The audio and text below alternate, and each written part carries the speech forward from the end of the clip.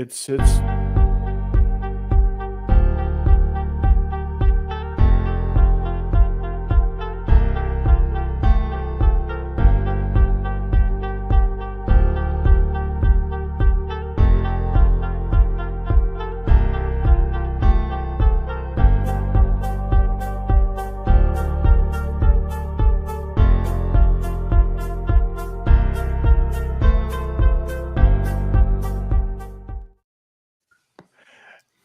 good evening. It Nice. is Nice. Just made Corey Hey. disappear. Yeah, you just turned me into the voice of God for a second.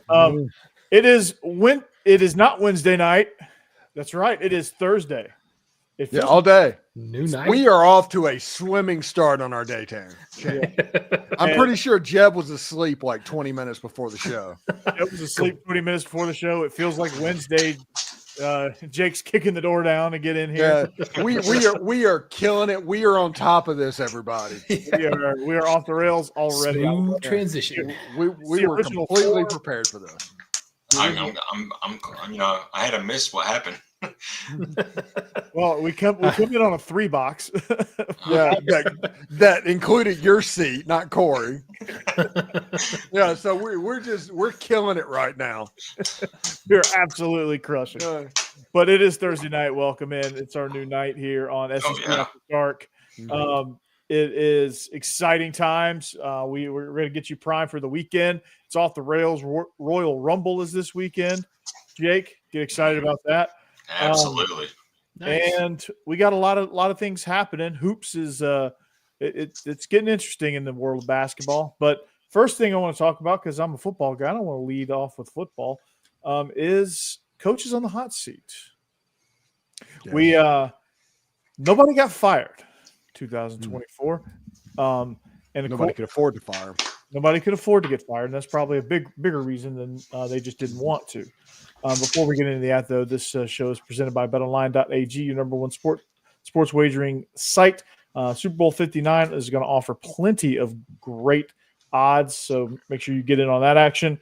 You can bet live. You can bet what color Gatorade Andy Reid gets doused with when he wins, and all that good stuff. So we got all that plus more. Online casino as well. So get in on the action. BetOnline.ag. It's where the game starts. So, guys, is anybody really on the hot seat? Is it just because they can't afford it, or? Brent Venables on the hot seat. Yeah. Yeah. Sam Pittman still too, perhaps. Sam Pittman's on the hot seat, but I think Sam Pittman's on like more retirement watch than fire watch. Yeah, they're letting him kind of ease out. Yeah. They're trying to figure out, like, they don't want to go all in on this transfer portal era, rev sharing and all that, because they just want to wait and see what happens and how it finishes up. And that can be problematic.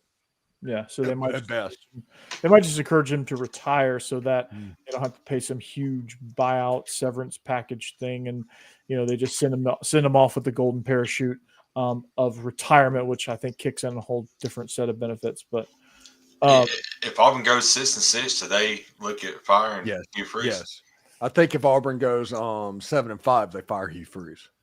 Yeah, it's getting bad down there. I think the natives, and you live in the state, Jake. So I don't know if you hear any more than we do, but all he hears about is Auburn basketball. That's the only thing that they're talking about. That's all they're talking about. They are a basketball school. Tennessee should have been on the night, Jeff.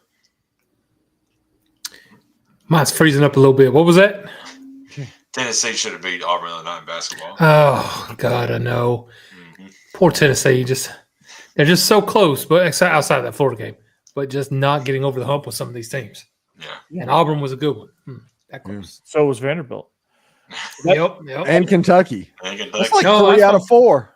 That's what I'm saying. Outside of Florida, they're just barely there. We're going to face Florida again next. So yeah, they were number 1 in the country. Yeah, but I don't think Tennessee was ever really a number 1 in the country type of team. They're good, but they're not as good as they were last year. It's kind of like football, where they're just like they present way better than they are, but they just can't when it gets crunch time. They just freeze up and panic. Yeah, and it's not that their beginning schedule was easy, but it just wasn't that bad either. So it made it easy for a while to just for them to be undefeated. So everybody say, okay, they're number one until they get into their real conference play. And then I don't think anybody thought they were going to stay there. Yeah, But I will say this: but, Auburn is legitimately good, and other than playing in a game at Coleman, I don't know if they're going to lose. Yeah, I don't see it. I mean, actually, when they come down to Memorial Gym in Nashville, they'll probably lose because Vandy is destined to get $1 million court storming fine. That's what's next, and they're going to get it. They're going to beat Auburn and they're going to storm the court. nice. And you're going to see brand new freshmen. You know the memes where the security guards just like standing there and everybody's just running around them. And Corey, you're in a bucket again. I don't know what's going on. Timmy, I'll say everybody sounds kind of off to me. Maybe it's just me. Yeah. I don't know. Do y'all have files opened up? I don't know. Steve, you sound fine, and I mean, Jeb, you sound fine to me. So it's just Corey. do I still sound like I'm in a bucket now? No, you're better. Why does it do that? It's weird. I hate that. Probably because you have too many apps open up in your computer and it's eating up on your processing. Would you call me? Yeah. I don't even know what I was saying, but we need to they're reel this back destined to get in. $1 million fine. Right. Yeah, okay. But we went immediately from coaches in the hot seat to who, so we need to reel back to the coaches in the hot seat for a minute. Okay, so Mark Stoops, what's the deal with him? Like, do we put him on the hot seat because his teams are going backwards a little bit, and he did that flirting with Texas A&M. I'm surprised he hasn't been more on the hot seat up to this point. Well, I mean, outside of him, have they ever had a coach that's won like 8 or 10 games? That's what I was going to say. Maybe Kentucky's afraid they can't get a better coach. I don't know. Right. Kyle Mummy, Rich Brooks. Yeah. Also, I will say this about Kentucky.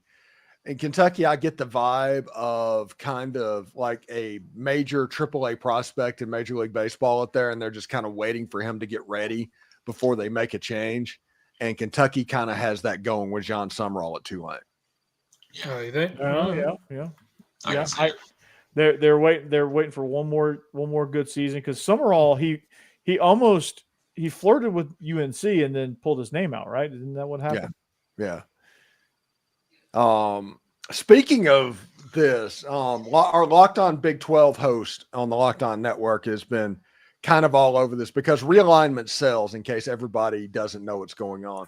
If you put realignment in the title, it's going to sell and you're going to get views. And the ESPN has decided to extend their ACC contract. Oh. Now, we all know about the grant of rights locking in Clemson and Florida State and all of that until the end of the contract. And they thought that at the end of it, ESPN wasn't going to do it and it was going to end at the end of 2027. But this adds like 9 years to that. So like 2036 is what every team is locked into at the moment. Wow. The rumor is, though, that ESPN did some finagling behind the scenes. No. Yeah, I know, shocking. No. To keep North Carolina, Virginia, Clemson, and Florida State from the Big Ten. And they're probably going to work out a way for a 20-team SEC team. That was the talk on X yesterday. So those 4 teams could end up in the Southeastern Conference before 2036. They're saying that there's some finagling going on behind the scenes with ESPN. Yeah. And I'm sure it has something to do with like rights of who's watching what, but why do they not want them in the Big Ten? Because ESPN does not own the Big Ten. They do not own the rights to it. That is a Fox conference. Right. Yeah. So they want the bigger brands to stay under their umbrella, whether they're in the ACC or not. Yeah. So that's smart. They have a little bit more control. They can redo the contracts to let them go if the SEC makes a good bid because they keep them regardless, so that they don't care. Yeah. They'll just kill the contract and let the SEC disband after that, probably, right? No, the ACC is likely going to try and backfill a little bit because they are in a position with 15 or how many teams they have now? 18 teams. Yeah, I think if so. they lost 4, it would only take them to 14. So the conference is not in any jeopardy of dying and hitting that. You lose those brands and you got nothing else really except. It's not going to be a power conference anymore. And the flip side of it is that everybody assumes that Notre Dame's going to end up in the Big Ten. Oh yeah. Is that all sports or just football? Because all the other sports. It's in the ACC. Yeah. Yeah. So it would be 5 teams leaving the ACC. The ACC would go to whatever number they're at. Are they at 19 or something like that? They would go down to like 14. Yeah. So, and then probably try to backfill like with UCF and some of the teams that are in the Big 12 that are in that region. Yeah, I think West Virginia to the ACC would make a ton of sense. Obviously. It would make a lot of sense because regionally, like they could play a bunch of games just within a really short distance instead of having to go to, to Ames or to Provo or, Colorado or, those type places. You're flying from freaking Morgantown, West Virginia, all the way out to Boulder, Colorado. That's a freaking hike right there. And West Virginia ain't made of money. Yeah. And, that expansion is probably the worst realignment that has happened, but just because West Virginia was afraid of getting left out. Them and Maryland to the Big Ten, that's another horrible one. Yeah, Maryland is not a Big Ten team. They were the heart of the ACC, man. Yeah. Maryland. Yeah. But Maryland basketball left the ACC. The ACC just went on a downward spiral. Yeah, the freaking Big 12 looks like a scatter plot. Yeah, with the teams. At least with the Big 10, you have like concentration and then some pockets and some pockets. Like the only one that looks like a conference is supposed to look anymore is the SEC. Right. Yeah, it's all just right there. Yeah, it's all in the southeastern part of the United States, with the exception of Kentucky. Oh, yeah. Yeah, they're Midwest by location. They're in the southern. Everybody gives Missouri grief saying they're Midwest and Big Ten. Nobody gives Kentucky grief. Kentucky is basically Indiana.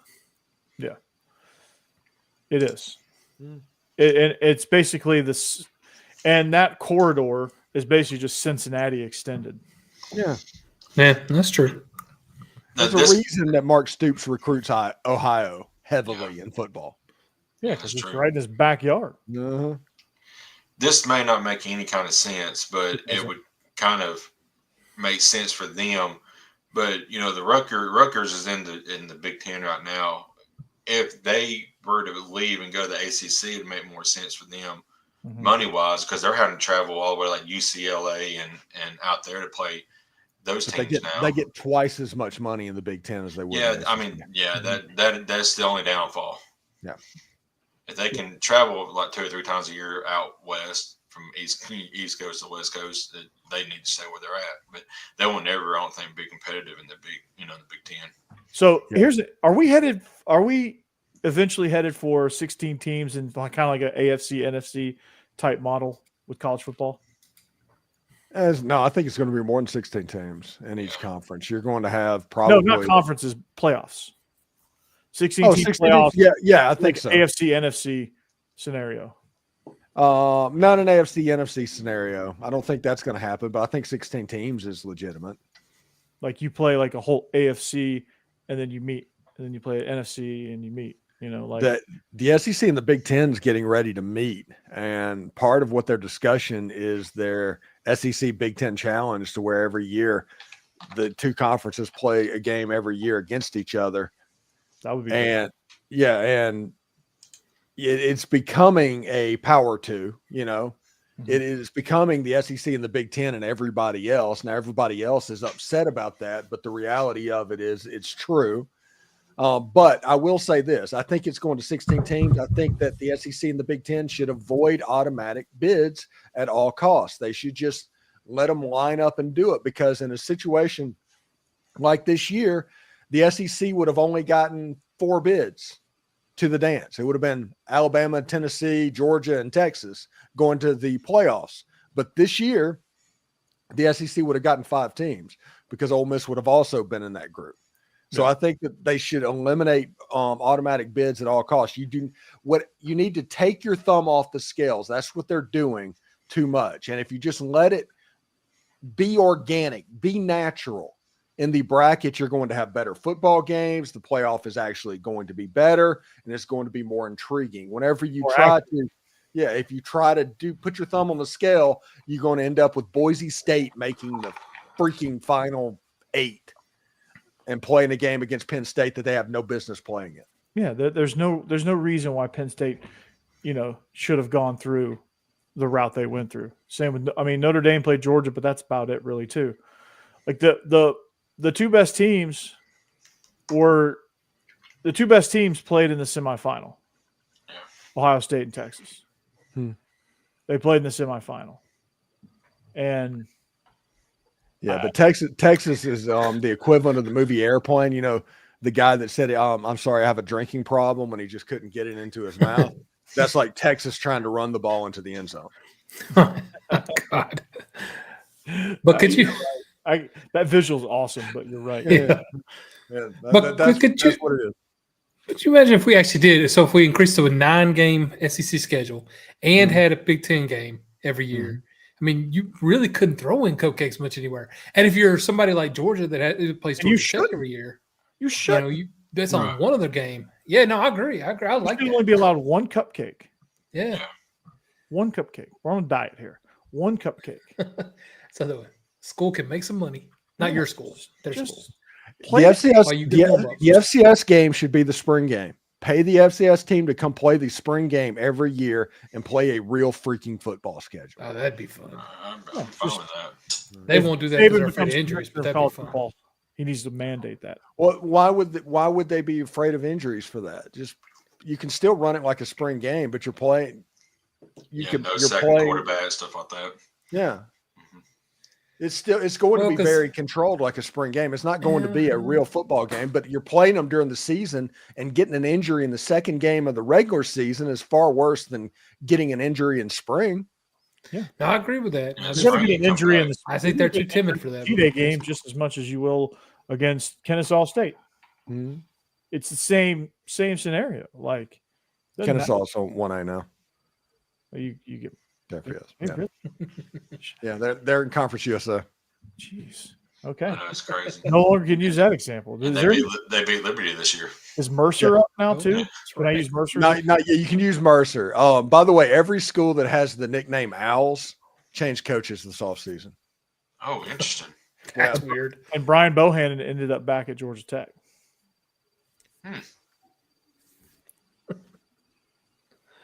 All right, then. How many schools do you know named the Owls? It's Temple, Florida Atlantic.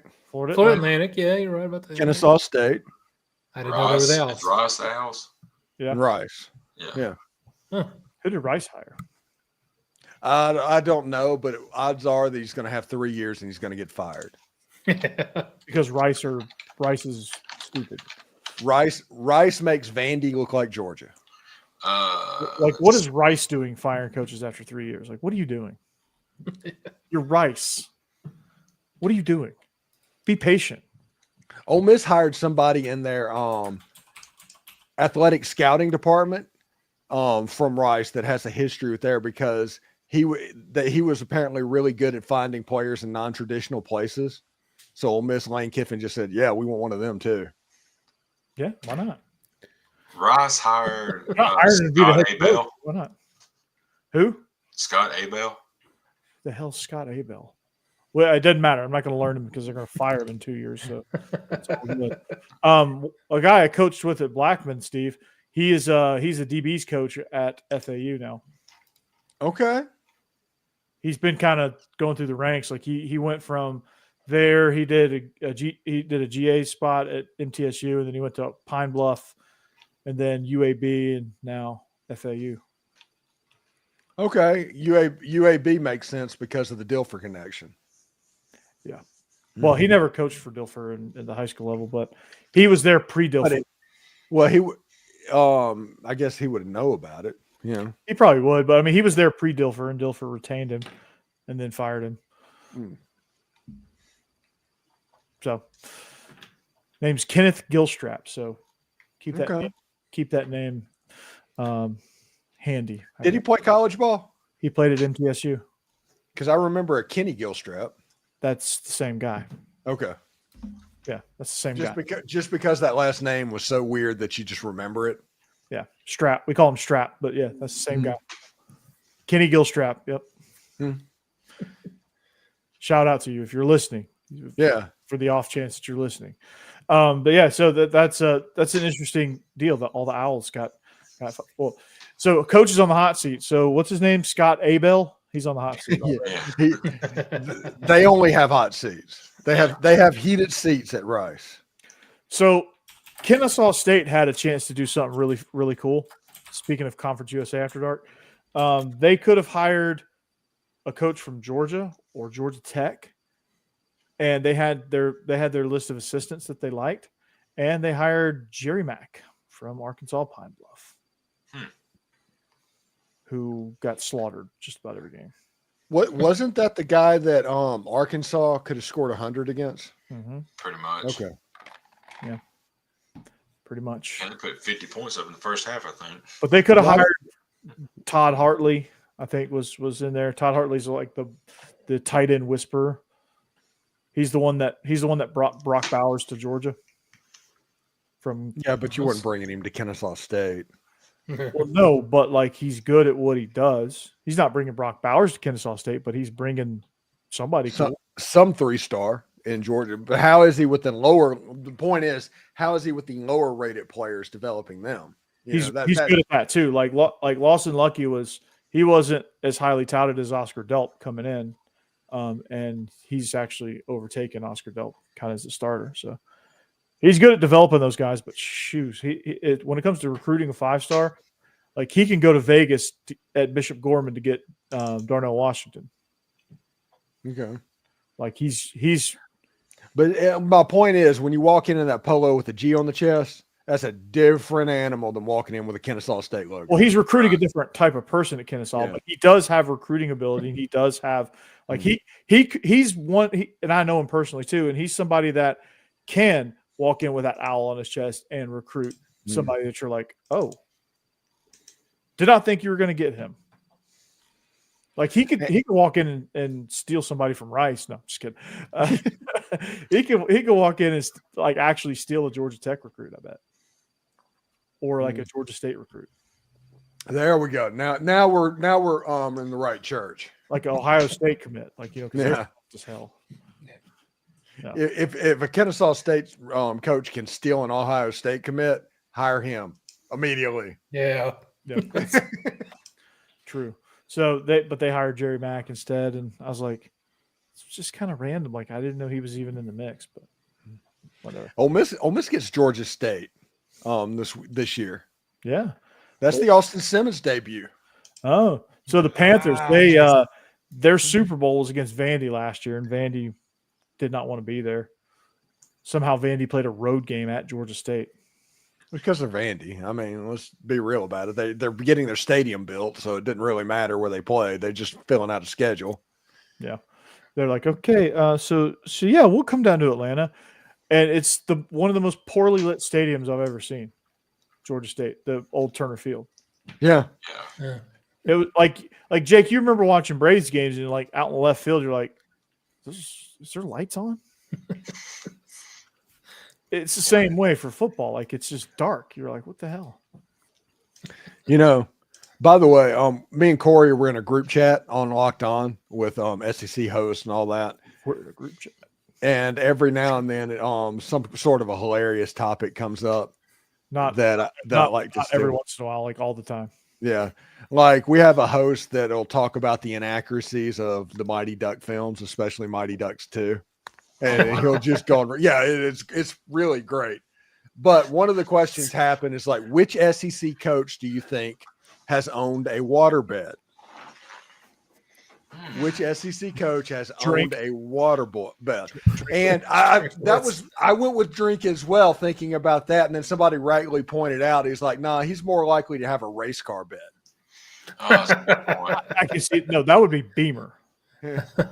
Beamer has the race car bed.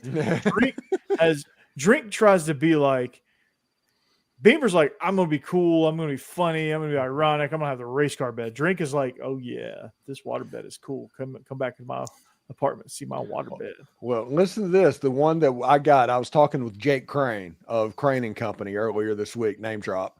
And he sat there and said he thought Sam Pittman, and not because he was trying to be cool and weird, but just 35 years ago, he got one and he hasn't changed it out. Oh, wow. And he still owns it. That's a good point. I like it. That thing It's a has solid no receipt. Okay, Yeah. I can see that. Freaking waterbed. God, like what were we thinking as a species, inventing a waterbed? I remember my parents had one when I was a kid, and I remember sleeping on it. It was so weird. Oh, It was I went like, to a friend's house and like this all night. they had a waterbed, and I was like, no, no, not friends with that person anymore. That's He just, had a waterbed? That's weird. well, Yeah, other reasons, but it just was weird. I just remember that. Yeah, we moved, Rick. Billy Napier is Neil Brown. It's Neil Brown's last year. No, Rich Rod is up there now. Yeah. It is not. It is not Yeah. Neil Brown's last year. That's Mike Huseman, man. He is the transfer portal czar. So if anybody has any questions about transfer portal, hit Mike up. Yeah. Hey, Mike, you want to come on Locked On Vandy soon? Yeah. So yeah, it's interesting, like this whole realignment stuff, and I just think it should be like SEC, ACC should just pair up and they play down in the playoffs and then come to a champion, and the Big 10 and Big 12 they play down to a champion, and then you just meet in the middle, kind of like AFC, NFC. I think it would be better if just you take the best 16 teams, put 1 versus 16, 2 versus 15, just like brackets that we know, and just see what happens. I mean, that would be cool too. Just something. Just do it FCS, like the FCS does 24 teams. Just do it that way. I was gonna say, they're all gonna complain. No more buys. Yeah, the FCS does do buys, but like they have 24 teams, so they can't, like, there's not so much time between buys. You do not get much more not southeastern than Greenland. Yeah. Greenland, they're going to join the SEC. Now the ACC, I could see. Yeah, that's a good one. Yeah. Conference USA is going to occupy Panama Canal. I get it. It's fine. Yeah. Lucas Hill has the great point. Get rid of automatic bids. They're a joke. Boom. 1 Yeah, through that didn't work 16, out. rank the teams. Just have a BCS ranking system. Take the top 16 teams and make it happen. If you're number 17 and you want to complain about it, I don't care. But Lucas is absolutely right. Don't finish 17th, okay? Mhm. And Georgia will be the first team if they go to finish 17th, and I'll be on there going, oh, they should be in. It's a terrible system. And we're getting questions tonight from Twitter, by the way. Yeah, we are. I like Tweeter. that. Oh. Yeah. Like that. Yeah. So Michael Specs, Kiffin. I haven't seen Michael Specs in a while. Michael. Yeah, that's been a while. Well, at least he hadn't been in the comments. I don't know if he's probably. Yeah. Michael's feeling himself a little bit after this past season. He is. It's all right, Michael. He has some rage issues with Lane Kiffin, and I get it. 9-3 would do it, especially when you look at the stats and you're bringing the team stats. Ole Miss led the SEC in scoring offense, and they led the SEC in scoring defense, and they did not make the playoffs. And lost to Kentucky. and lost to a team that went Ole Miss and 7. Yeah, it makes no sense. And it's kind of like going to a press conference and not knowing the only chant that your team does. Liam Cohen. High tide. Duval. Okay, Jake, Duval. we got to awesome. talk about that for a second. Yeah, that's pretty funny. It is. It's High tide is the greatest gift that has ever been given to not Alabama fans. Yeah, I know. And it's funny. I like it as an Alabama fan. Yeah, because it makes sense. Yeah, High tide. High tide. it sounds more like a greeting. Yeah. No, Hollering at people, high tide, no. High tide. high tide. It's roll tide. Yeah. Roll Tide. And he looks so distraught after that. He's like, oh, Yeah. roll tide. He even tried to yell it, and there were no more players left to yell at. It's gonna take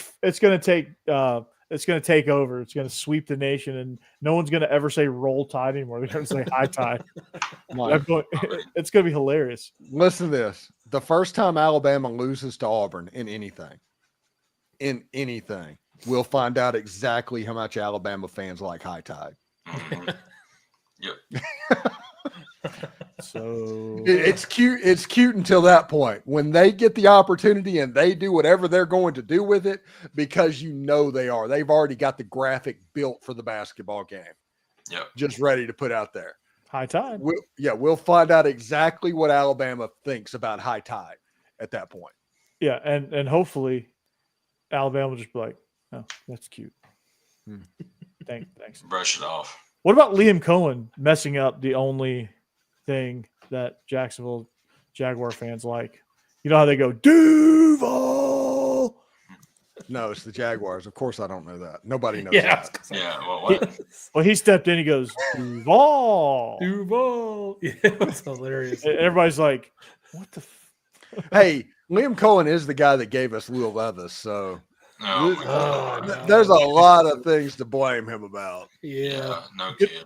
Good. The Jaguars, man. Just another great hire. I'm glad we just pushed that off on them. Let them do Why it.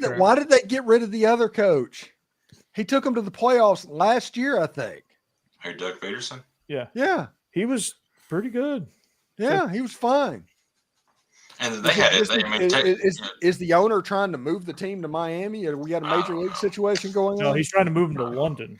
Yeah. Shad Khan, yeah. He and then he freaking fumbles the GM firing. Like he's like, yeah, my GM's safe, and then 2 weeks later, you're not safe, and he fired him. And you're like, you should have just fired the GM and kept the coach. But, yeah.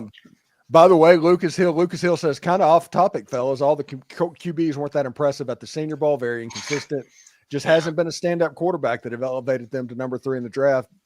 Milroe looked stiff until today. Dylan Gabriel was okay. Jackson Dart had some bright spots. Riley Leonard wasn't terrible, but no one unfortunately separated themselves. we knew coming in this was going to be a terrible outside of Cam Ward. Really, Hey, Todd McShay on a podcast today said that Jackson Dart made a case to be number 2 after the Senior Bowl. I agree. There are bounced some back. general managers that are very impressed with Jackson Dart right now.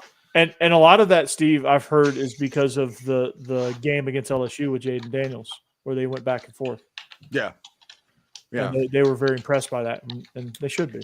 Yeah, he's not 6'5", 240 pounds like Josh Allen, but he plays the game the same way. He did look rough that first day, but I've heard he bounced back pretty good. I Milroe heard had Jalen Milroe did too. So Burger King hands. yeah, no, you got to watch out for that. The Burger King hands is not a good look. Yeah, in the NFL, if you're below 9 inches in the hands, Easy. Yeah. Make sure you say that. they do not like you to be at quarterback at that point. If you have small hands, That generally means.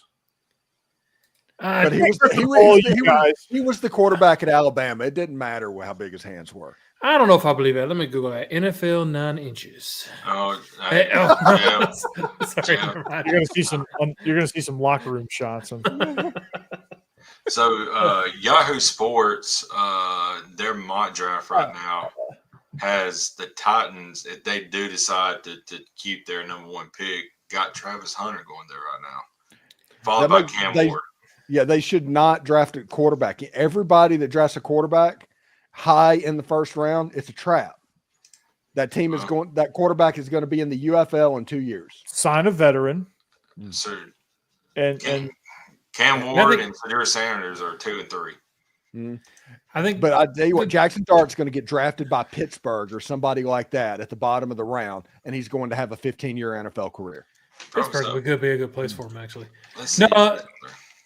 No, I think that the Titans, like GM or the owner or whoever, just made some comment limited. about one of the best player available, no matter what it is, and has everybody speculating they're not taking a quarterback now. But if they don't take a quarterback number 1, though, I think they need to trade down.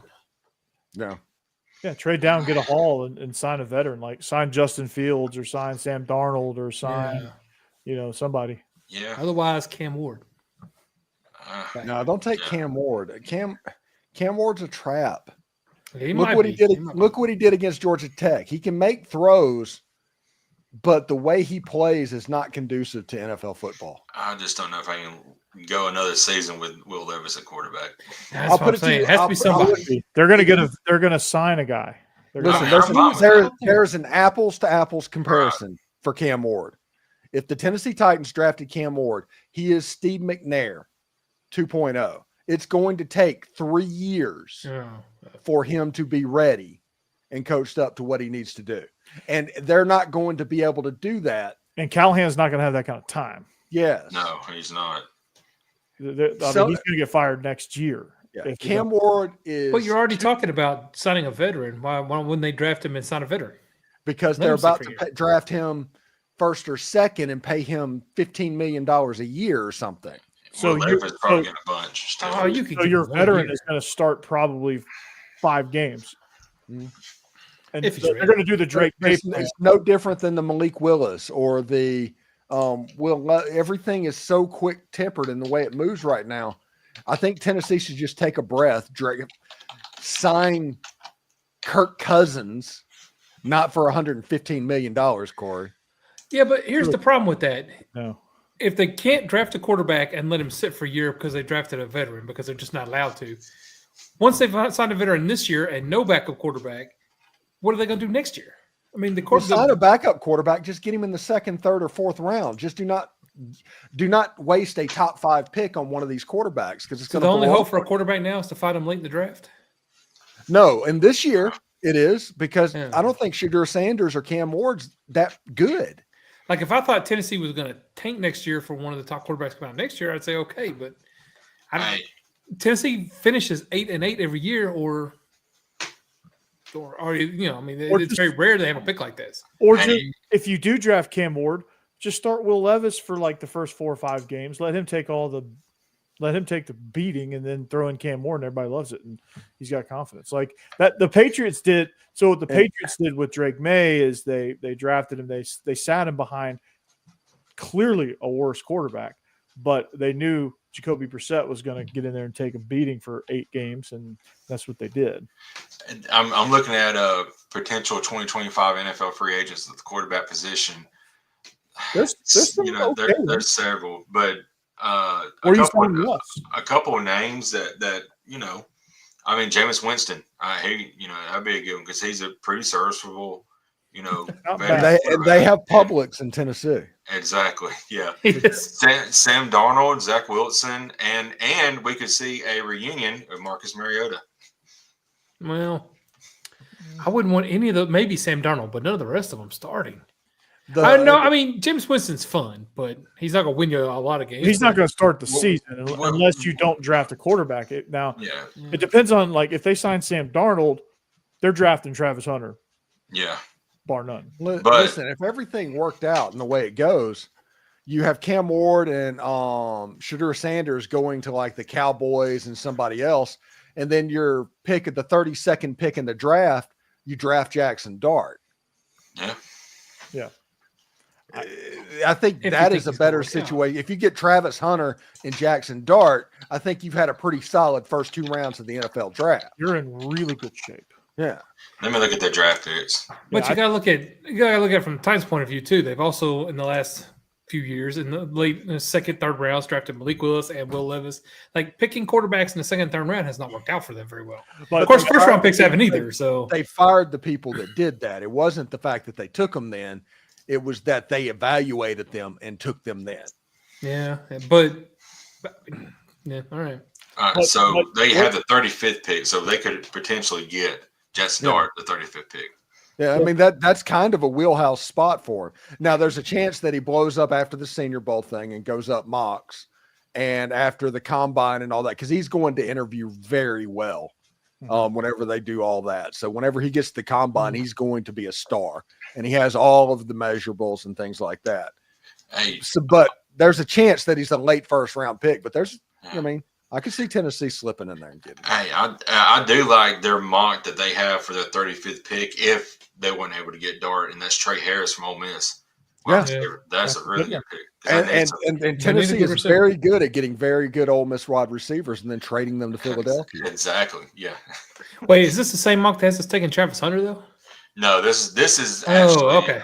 On it's called drafttech.com.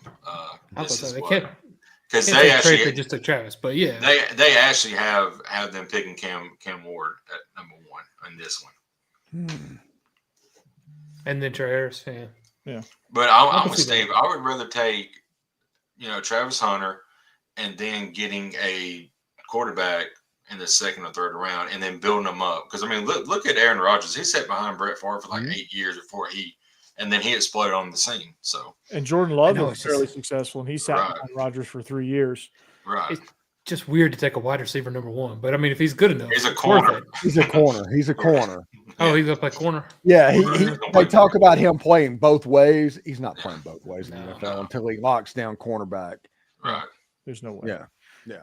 And I think he's a splash higher. I think he's a splash Splash pick pick. too, and people gravitate towards him. He's a southeastern kid. I think that would be a really good pick for them. Or if it were me, I would trade out. Yeah, Because that's I don't feel good enough about Cam Ward. You can get so much more because your team needs so much more. And Callahan is good at developing offensive talent. There just was absolutely zero offensive talent for the Titans. Like there was nothing to develop there. I'd So, like to see him draft down and maybe get like the 6 or 7 spot and then get like a dual Carter or something. Have a good edge rusher for the future and then, build up picks that way because you'll get a couple. Whoever I see Bill Carter. Yeah. whoever the GM is for the Titans, the plan needs to be what the Dallas Cowboys did to the Minnesota Vikings back in the day. You're not going to be able to do that, but they need to just trade down on every pick and start collecting draft picks and build up their roster that way. Having the number 1 pick is a good spot for that normally, but it just depends on if anybody falls in love with these quarterbacks. Yeah, if you can like get the Saints to where it's like, oh, we just got to have this quarterback, and all of a sudden you get that trade to them, and all of a sudden you have the 8th pick, and you have the 130th pick or something like that, and you trade that Ricky 8 Williams in, that'd be awesome. Just get their whole draft.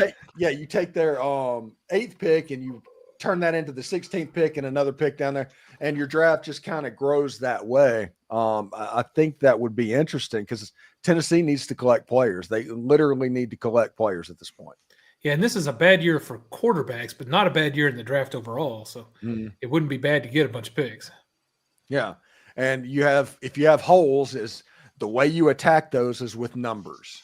Yeah, I agree. And we'll just have to deal with that. Apparently, Corey's computer just kind of crapped out on him. I don't know what happened there. Right? It just went kapoo. It just went gone. Yeah, as soon as AOL disc just went out. Yeah. Steve, have you kept up with the Saints at all? What are they going to do? Because they seem like they're kind of in a mess. I am dead serious about this on the Saints. And I hope that the ownership knows this, and I hope they care because I am not alone in this. I am not going through the 80s again. Yeah. I am not doing They're headed that way. I did it.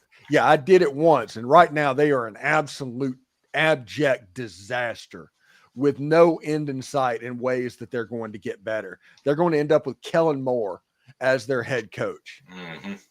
And that was after saying, no, we're not interested in the guy that fired Kellen Moore. And I've been wondering, it sounds like nobody wants to go coach there. Yeah.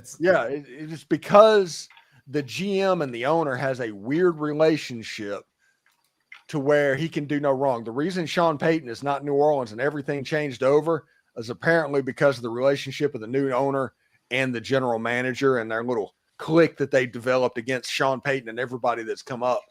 And right now it is a disaster in New Orleans. And I'm just not going to go through that. I'm not. I'm going to watch football. I'm going to enjoy it, but I am not going to invest. Not one little bit. I'm not going to invest. It's hard to blame you, honestly. Here's I just found something that's the Dallas Cowboys mock draft, and if they were to pick this guy at 12, they could be an uproar. But they got Luther Burden going there at 12, perhaps. I think they really need to get Ashton Gentry because they need some running help for sure. Yeah, and drafting running backs high is not a thing most teams do anymore. But Gentry would be one that would be worth it, I think. Mm-hmm. If you look at it, like Jahmyr Gibbs was taken in the first round, and that's true. That's working out for Detroit. Yeah. Detroit and their draft strategy, I love it. It's one of my favorite things in the world because people look at it, the draft, and it's like, no, you need to take value position. Value positions. And like, you don't take a running back in the first round because it's not a value position. Mm-hmm. And that Detroit's like, screw that. We need a running back. And the best way that we get the running back we want is to go ahead and take him because we're not going to waste a pick and pay this person a certain amount of money. He's not our guy. This is our guy. We're going to take him. And I like that mindset. Yeah. Yeah, I do too, actually. They've changed the way they've been playing the last several years, you know, by doing just that and getting good coaching, of course. It's kind of a little bit of a anti-analytics, you know. We're not going to go with what the numbers say we should do. We're going to go with what we want. Yeah, it's what we think will help our team most. They do aggressive, but completely by feel. They are the anti-analytics. Yeah, I like that. Yeah. Take the best player available. Yeah, and everybody honestly should do that. Everybody gets some quarterback love, and it's like, we've got to take a quarterback in the first round, and that's not what you do. No. Yeah. Rick and Bonnie, left offensive tackle. With Tennessee, I'm sure you're talking about that. I'm sure they're okay with the left offensive tackle being bad because Will Levis needs to learn a lesson. Yeah, quit putting freaking mayonnaise in your coffee. And eating bananas the way he eats them. Yeah. This year doesn't look like, if they stick with the number one pick, doesn't look like there's a real solid left tackle, you know, like a consensus, this is the best guy to grab. Otherwise, I'd agree with you. Another tackle wouldn't bother me. No, I heard that they perhaps may move Latham over left tackle. So I don't know if that's true or not, but yeah, he was at left right this year, right? No, he was at left. And that's the problem. He's a right tackle, but they drafted him and immediately put him on the left side, which he started off rough. He got better as the season went along.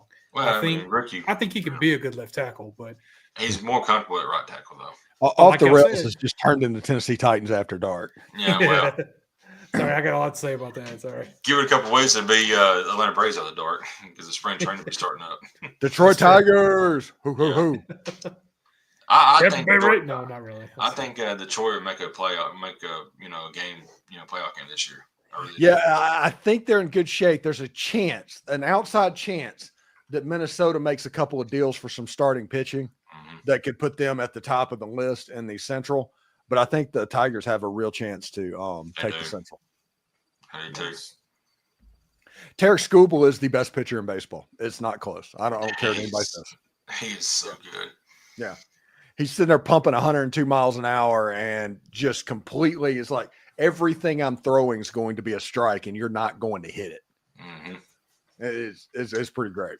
I like him and the Pirates pitcher that's dating Skeens. Yeah, he's really good too. Of course, they'll trade him probably next year. And Jackson Jobe is due to probably be in the rotation this year. And he's another person that can throw 100 and is like the number 2 prospect in baseball right now. So we talking Tigers. Yeah, the Tigers rotation has a chance to be nasty. And Jack Flaherty may end up back in Detroit. Yeah, there's a lot of smoke about that right now. What happened to Corey? What happened to Corey earlier? What happened, Corey? I had to take a phone call. I got you. Yeah. I was listening to y'all's conversation the whole time, but I had to take a phone call. I was like, shit. So. Yeah, we got priorities, us. Yeah. I'll say my texts keep going off, but I'm not looking. Let's see. After April 16th and my surgery, I'm going to be down for probably a month or two to where I can't even do the podcast. What's going on? So I'm happy that I had the Major League Baseball package. Yeah. I've decided I'm going to start watching Smallville from beginning to end. Oh, no, that'll take a while. Because I just have a little bit of time that I have to kill and what's going on. And for those that do not know, I do have a brain tumor and we're having an operation to kind of take that down. They're not going to take it out, but they're going to take it down. Oh, okay. Smaller. Just make it a little bit smaller. Yeah. So hopefully I get more than 5 years this time from the last surgery. Yeah. So Should be pretty good. Rick and Bonnie, it's benign.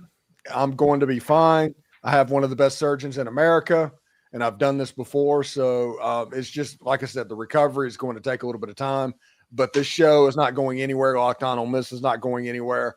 It's just it's going to be a weird year. And in fact, the SEC After Dark is going to be these three and the Biscuits and SEC guys probably talking about whatever's going on. Yeah, probably a lot of rails. we'll probably be way off the rails at that point. Spring practice stuff. Best surgeon in Tampa. He also makes some of the best margaritas I've ever had. It's gonna be great. There you go. Nice. He's actually in the Tampa General Hospital commercial that they put out there. Oh, there you That go. yeah. Is he drinking margarita though? No. Oh. No, his name is Sergio Agazzi. So he's an Italian, and so I don't want to dig too far into it because everybody knows how Italians like their vino. But Because I didn't know that part. yeah, Oh, okay. yeah. About that much. And then Jeb's going to come in and remove the rest. So let's see. That's on the 16th, right, Steve? April 16th. Yeah. It'll be right back here. Is where they'll move. Well, it's about the size of a golf ball. So that's the first week you're going to miss. And Jeb, that Wednesday night we could talk about WrestleMania because WrestleMania is that weekend, and then the week after that we talk about it. The results and stuff. Well, it'll be I Thursday. will be very much asleep. They will put me to sleep, and I will wake up, and it will be done. I had an 18-hour surgery the last time, and it was instantaneous. That actually was a good part of this deal. Did you say WrestleMania is that weekend, like the 19th? The 19th, 20th this year, yeah. Oh, dang. Oh, I didn't know that. Yeah, they usually do it the first weekend of April, but now they moved it back a couple of weeks. Steve, we'll get that in the hospital, and you can just sit there and watch that all weekend. Do not do that to me. Do not put that on the television, please. We'll come in with a case of beer, just watch it. It'll be fun. It can be Mexican League baseball. Put that on the television. Put on soccer, he'll like it. Yeah, put on soccer. Yeah. I saw a backheel today on Twitter, and I was like, "Oh man, I miss NSL." Yeah. When does it start back? MLS is starting back at the end of February, I think. That's right. Yeah. I just rewatched the first two seasons of Ted Lasso. Great show. Great show. You want to talk about it on your new podcast? Oh, Yeah. there you go. We I'll react. run through my thoughts because I did have thoughts about it because I mean, there's stuff keeping it from being a great, like a perfect show. But anyway, that's the point. Behind you, is that the mask? Yes. Up there. Okay. Well, above Pee Wee. Yeah. I have the Necronomicon is right here on the lower side. What's like the cardinal that looks like George Washington little mascot or something right above your head on the This one or over here? over here? Yeah, looks like That's a little worm sticking its head out. It's a little worm in a movie that just goes, hello. Did you say hello? Goes, no, I said hello, but close enough. Sorry, it's a movie called The Labyrinth. Yes. Okay. Great movie. No, It's that's got David not Bowie. great He wears a big movie. cod piece. It's awesome. What? It has Jennifer Connelly. It does have Jennifer Connelly in it. Yes. There you go. She's the one lost in the labyrinth. There you go. I actually didn't like the worm much, but the one I got, but he's growing on me. That was a weird period of movies. Yeah. When Labyrinth and Dark Crystal and So good. Did you ever Hey, see something called Return to Oz? It's another messed up one. Yeah. Oh, that's the one with the roller skates and the weird long legs. Yes. Yeah. yeah. Oh yeah. No, it's I can't remember her name. The same woman that's in like The Craft, and she's in The Water Boy is his girlfriend. Vicky yeah. Valentine. Vicky Valancourt. Valancourt. Yeah, that woman. She was in Wizard of the Return to Oz when she was a kid. Vicky Valancourt. Yeah, she showed me her boobies, and I like those too. Yeah. Great movie. I watched a good movie a few weeks ago. It come out last year called it's Night Shift, I think, with Mark Wahlberg and Halle Berry. What is that called? Wow. Night Shift had Jamie Foxx. Yeah. Hang on. Oh, there was something that came out. Yeah, it was on like Netflix or something. Yeah. Yeah, it's on Netflix. I don't remember what that was called either. The But I Union. think I The saw it. Union. The Union. Okay, yeah. Okay. Oh yeah. That movie's good. Yeah, it's really good. I'll be right back.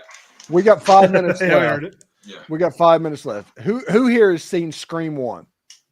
Yeah. Me. What's your favorite Okay. movie? Okay. They're about to make a Scream 7. Okay. I love it and hate it all at the same time. It's going to have Matthew Lillard in it. Yes, it will. Yes, that is the reaction, Joe. How is he going to be in it? I do not know because he had a TV dropped on his head and he got stabbed several times. Yeah. He's just immortal, I guess. Like when they make these, like Matrix 4. Like Neo died in Matrix 3. And spoilers, by the way. I mean, I don't understand how they keep doing that. Yeah, I don't know. I mean, they had to weirdly talk their way around in Matrix, but how do you do it in Scream? It's not like you could say it was the machines walking back up or something. Yeah. I've been watching Scrubs, a little, doing that recently. That's kind of been the show in the background that I've had on. And Turk on it was talking about, and his wife asked him something. It's like, how do you know some things and care so much about it, but don't care about everything else that's like peripheral to it? He's like, listen, I love The Matrix, but I'm not going to think about the sequels. It's for your own sanity, man. It's what you got to do sometimes. Although I went through them deeply at one point, and I actually really like all three, the first three ones. And the fourth one goes off the rails, but yeah, I mean more than the second, third one already did. Hey, and those brothers that did this, those are the same people that did Jupiter Ascending. Yeah, Wachowski or something. Wachowski brothers. Yeah. And that movie, if y'all haven't seen Jupiter Ascending, just watch that for pure entertainment value. That was the last time they gave them a bunch of money. Yeah, that's the last time they got money. My goodness. Yeah. That's a hard fall to go from Matrix to Jupiter Ascending. Yeah. Dog boy, yeah. And I like Channing Tatum too, man, but he does end up some bad roles. Yeah, I'm going to spoil something from that movie. One of the leaders of the galaxy and the owner of a galaxy turns out to be a maid in a local hotel chain.